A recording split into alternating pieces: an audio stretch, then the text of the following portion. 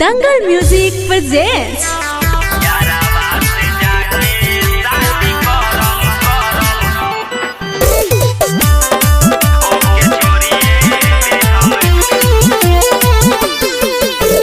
सखी रे सैया मोरा मिलल करे के अब रतिया के तंग बार करे ओके छोड़िए दे हम।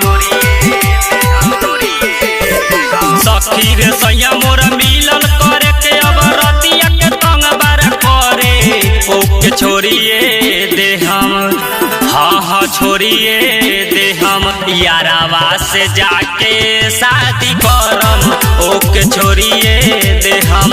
यारावा से जाके शादी करम ओके छोड़िए दे हम।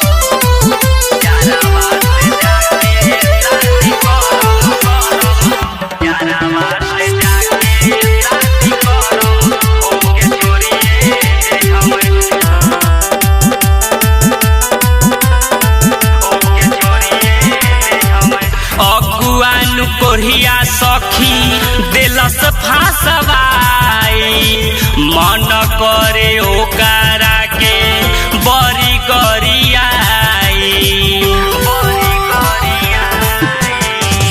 अगुआनु कोरिया सखी दिलस फांसवाई मन करे ओकरा के बड़ी गरियाई। खाए दवाई तो सीधा से चले नहीं तो दहिया ओकर टेम्पर में धरे नहीं तो दहिया ओकर टेम्पर में धरे। छत्ती सगुल से पूरा करे हमें टॉर्चर गोरा हाथ पूरा बांधे ओके छोड़िए दे हम। हाँ छोड़िए दे हम यारावा से जाके शादी करम ओके छोड़िए दे हम। यारावा से जाके शादी करम ओके छोड़िए दे हम। यारावा से जाके शादी करम ओके छोड़िए दे हम। राइटर रसीबोद सखी फिर से मांग भरी है कुछहू न बोलिए हमके प्यार से अपनाई है। राइटर रसीबोद सखी फिर से मांग भरी है कुछहू न बोलिए हमके प्यार से अपनाई है। मुकेश दिवाकर के दे हम बताई सखी रे पगड़ी ओपर दे हम गिराई।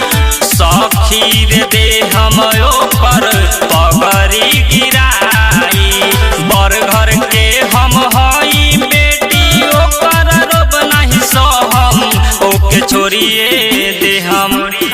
हाँ छोड़िए दे हम यारावा से जाके शादी करम ओके छोड़िए दे हम। यारावा से जाके शादी करम ओके छोड़िए दे हम। दंगल रिकॉर्डिंग स्टूडियो नौनौरा।